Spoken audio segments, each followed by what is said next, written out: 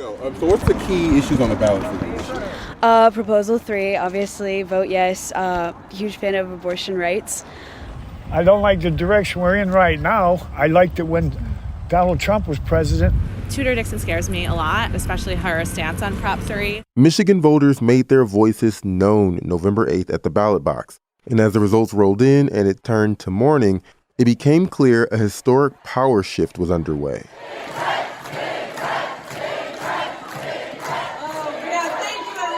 Democratic Governor Gretchen Whitmer secured 4 more years in office, while Democrats also seized control of both the state House and Senate. Power the party hasn't seen in nearly 40 years. We are feeling damn good about where we are headed. Now Michigan Democrats have a true opportunity to push their agenda. But is it so simple? And what does it mean for both parties with eyes on 2024? Every single vote will matter on any individual issue. When a party comes in and goes too far, too fast, there's typically a backlash. They'll argue that this is a historic message from voters to carry out the policies.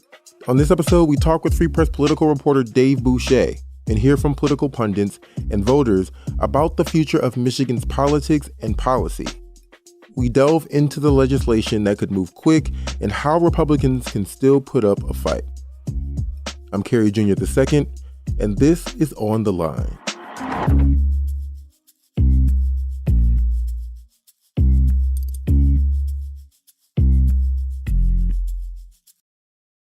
Well, first off, Dave, thank you so much. You've had a crazy day, 2 days, week, month, honestly, trying to cover these midterms. So thanks for taking the time to squeeze us in.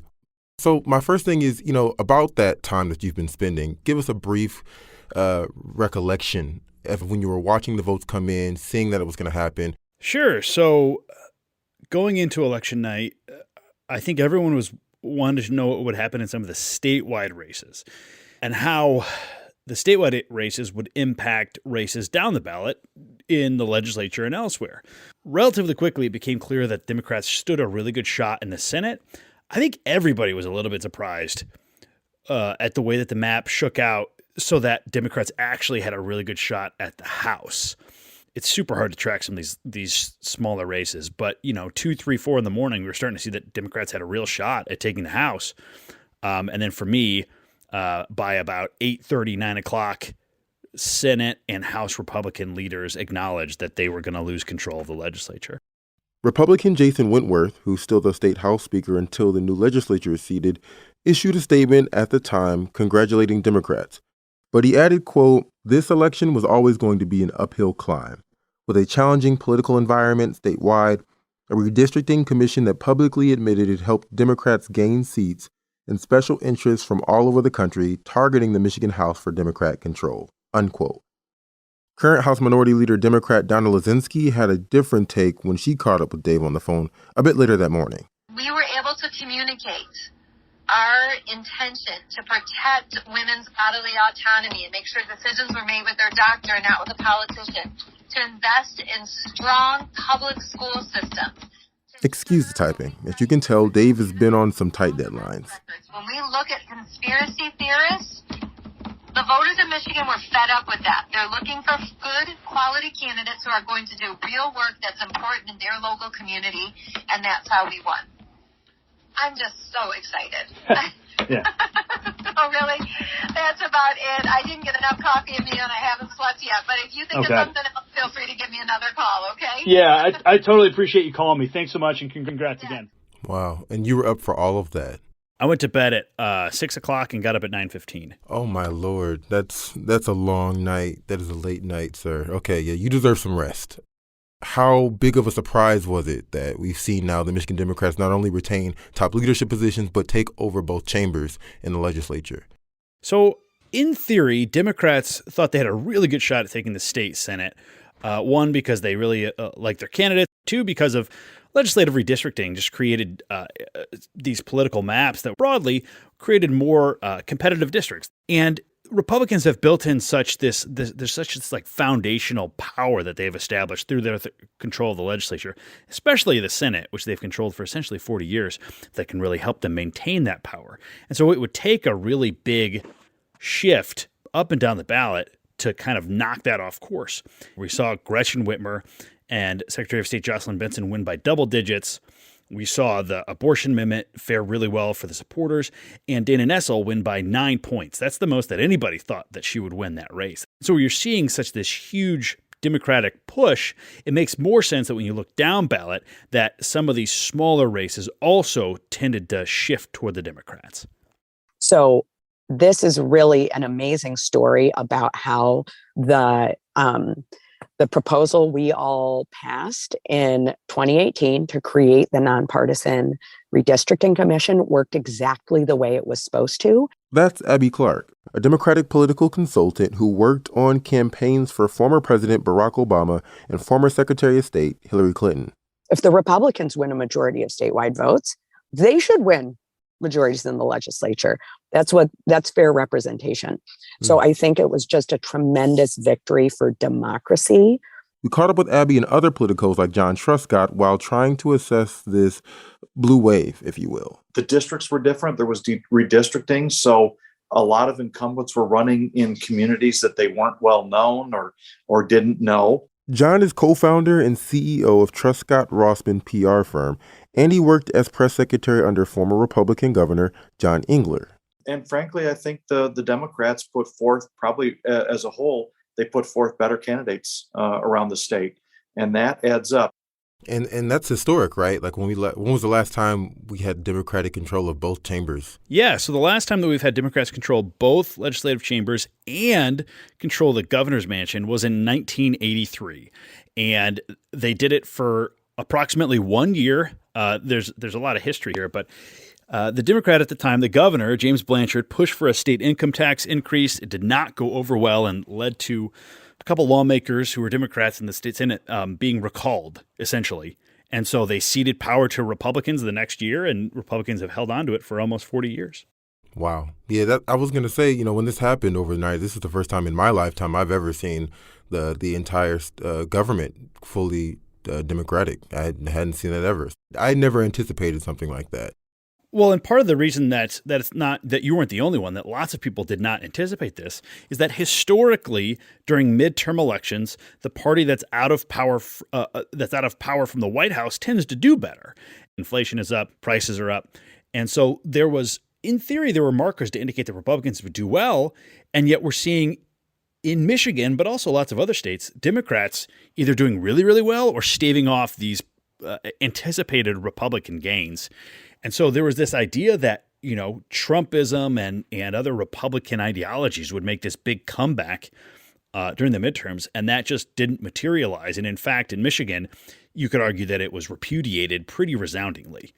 And so how did this all happen? I mean, I would assume that Proposal 3 being on the ballot was a big motivator for folks to come out following, Roe v. Wade being overturned over this summer. That's what I would look at first, but is that the most accurate assessment? Sure, I think you're exactly right. I think it's completely fair to say that Republicans underestimated or tried to downplay the impact of access to abortion on this election. And yet we saw that obviously Governor Gretchen Whitmer made that a centerpiece of her campaign. And so both the governor doing that and the fact that, to your point, Proposal 3 was on the ballot, which enshrines abortion rights in the state constitution, obviously drove people to the polls. The Roe decision happening over the summer changed the landscape. Obviously, the abortion issue being on the ballot was one that drove especially turnout in younger people. However, Democrats noted that if the constitutional amendment failed, it would fall on the state legislature to potentially either repeal the 1931 law criminalizing most abortions or in some other way regulate abortion in the state. And so that was used effectively in many of these smaller races. And, we had this conversation a few weeks back, and you ironed out all of the type of scenarios that could happen this time and all the factors that lead up to it. So I just said it to say, listeners, if you're listening to this and want to get a real breakdown of like how this really got set up, an in-depth breakdown, listen to that episode, listen to Dave, speaks to it fantastically. But I want to move kind of towards the future now. Now that we have these results, now that we know what the makeup of our legislature and our top leadership is, what does this mean for that much power to be concentrated for Democrats? Yeah, I mean, this means that issues and ideas that have been percolating in the Democratic caucuses of the House and Senate, but have just been ignored or purposefully shelved by Republicans could see the light of day. There are so many things to do. It's been so long since Democrats had this power. Well, I tell you, Republicans are they're going to be out in the wasteland for a while. I don't think anybody serving now who's going to be coming back has served in the minority before. So they're in for a rude awakening on how depressing it can be. We're already hearing a lot of discussion about the idea that Michigan Democrats could immediately move to try and repeal the state's right to work law. That's a law that says if you work somewhere and that place has a union, you don't have to automatically join that union and pay those union dues. I've seen Democrats talk about perhaps passing new gun laws or getting rid of a controversial law that requires third graders to read at a certain level based on a standardized assessment. And Democrats in the House specifically are almost assuredly going to launch some kind of internal investigation into the actions of former House Speaker Lee Chatfield, who is the subject of an ongoing criminal investigation. He's been accused of potential sexual assault and of financial mismanagement. He's denied those allegations, but they're tied to potentially his leadership in the House, and Democrats have been calling for an investigation for almost a year now. So there's any number of issues that we're going to see Democrats take on. The question is how effectively they're able to do that. Being in leadership, being on offense is so much different, and that can be hard at times, especially when the margins here are really, really slim. Democrats are set to have 20 of the 38 seats in the Senate and 56 of the 110 seats in the House. So every single vote will matter on any individual issue. After the break, what those slim margins mean for both parties, why ex-governor candidate Tudor Dixon took shots at the GOP post-election, what voters have to say, and 2024.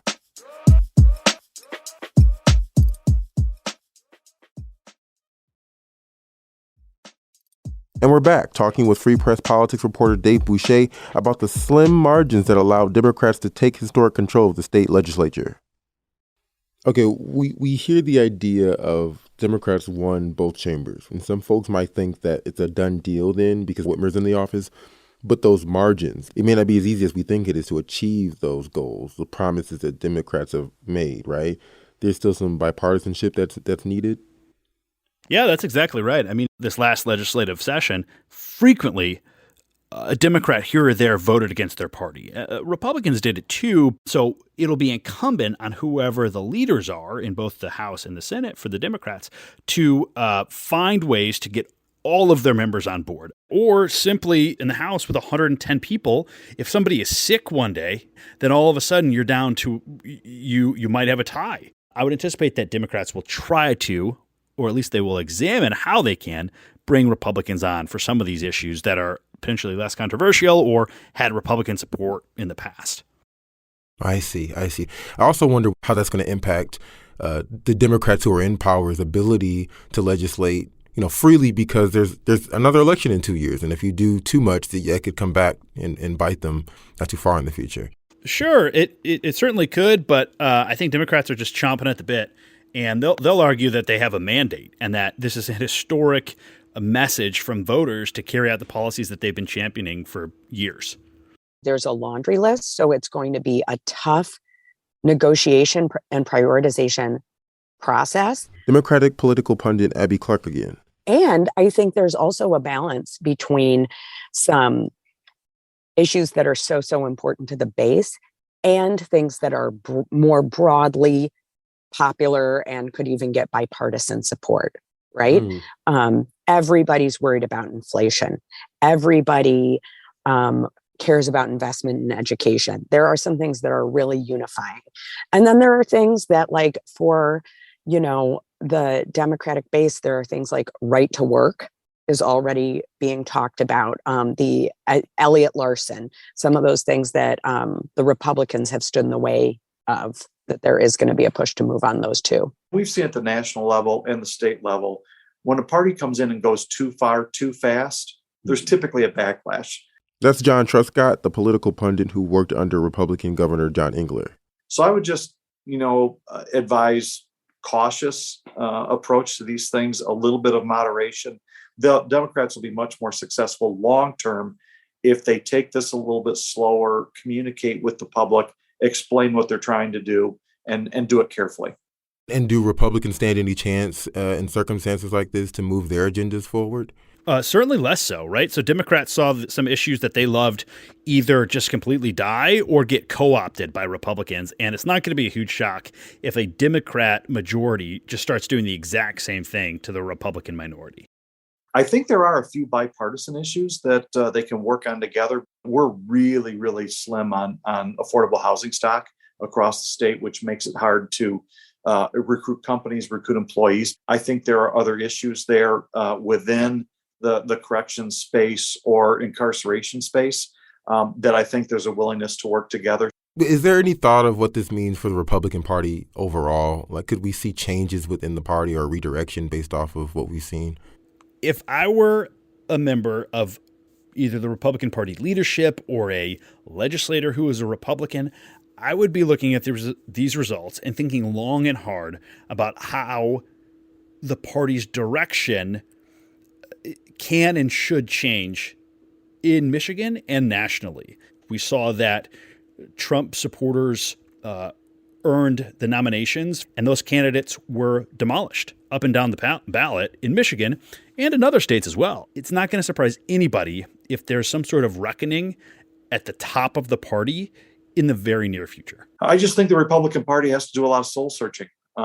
When you take a beating like this, it's time to reevaluate. I think it's time to get new leadership and a new direction. It was still a replay of election deniers and things like that. That kind of focus isn't where the public is. They want to move on. Truscott isn't the only one calling for a changing demand. After a post-election memo from the state's GOP chief of staff surfaced, Tudor Dixon, who just lost the race for governor, came out swinging. In the memo, Chief of Staff Paul Cordes said many donors failed to contribute as a message to former President Donald Trump. Cordes said that there were more ads on transgender sports issues than inflation, and that voters didn't like what the Trump-backed Dixon was selling.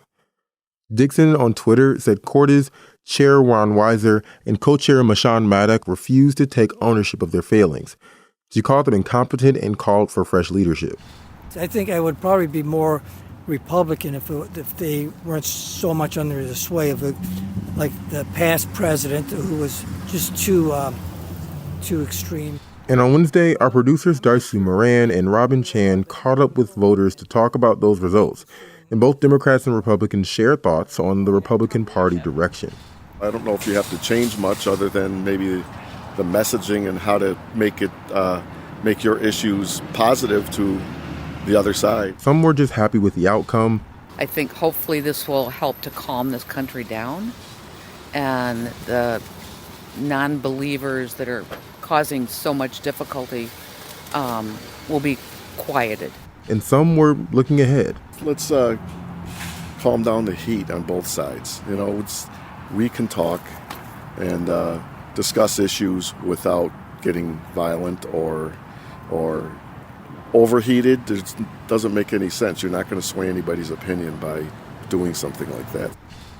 I would hope that we make it through the next 2 years, whether it be people, families, businesses, whatever, and that we can maybe see a little different change after 2 years in 2024. What about 2024? Is there any thought about whether or not Republicans can take over? I imagine what you just said might be a factor into how effective that'll be, like a flip in that case, or whether or not the Democrats will be able to hold in 2 years. Yeah, it's so hard to say at this point. It's generally, broadly speaking, the built-in advantage of incumbency would obviously help the Democrats. However, to your point, if they pass some legislation and that legislation is wildly unpopular, then that, of course, could have an impact. There also could be some unforeseen national impact that we see. However, if former President Donald Trump again receives the Republican Party's nomination to be their presidential candidate, then the fact that he's on the ballot could have a massive impact on the 2024 election. Just like the fact that Joe Biden being on the ballot, Joe Biden is not very popular in Michigan, could also have an impact on Democrats. Any further thoughts, Dave, on this? Looking forward, I think it will be interesting, again, to see how Democrats actually use the power that they have, right? There's an old saying that the dog that chases the car doesn't quite know what to do with it once it's caught it. And it will be interesting to see if Democrats are able to actually use the legislative apparatuses that are in place to create policy that matches the promises that they've been giving to voters for years. I mean, that's got to be the big factor for the next election, right? Whether or not they can deliver on the promises they've made, considering they have so much power. Can you expand on the challenges the Democrats might have in doing that and achieving those promises? Yeah, I think any number of the issues, there's the real possibility that Democrats are able to execute on some of these policy provisions, and they just don't work in a way that they would want them to. So for example, Democrats have been advocating for expanding the earned income tax credit and for getting rid of a specific retirement tax. It's pitched as this idea to help people get more money in their pocketbooks.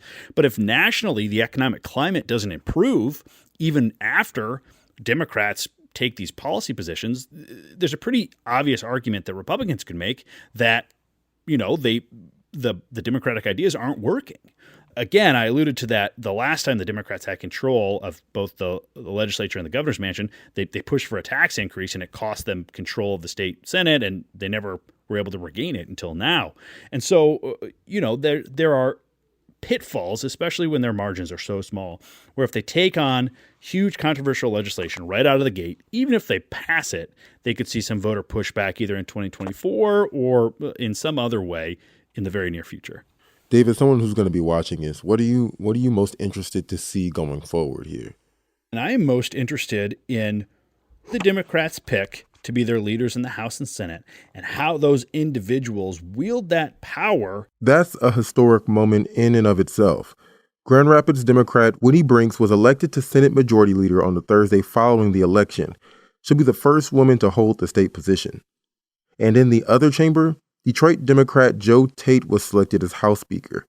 He'll be the first Black Michigander to serve in that role. And then broadly, we've talked a lot about 2024 and beyond.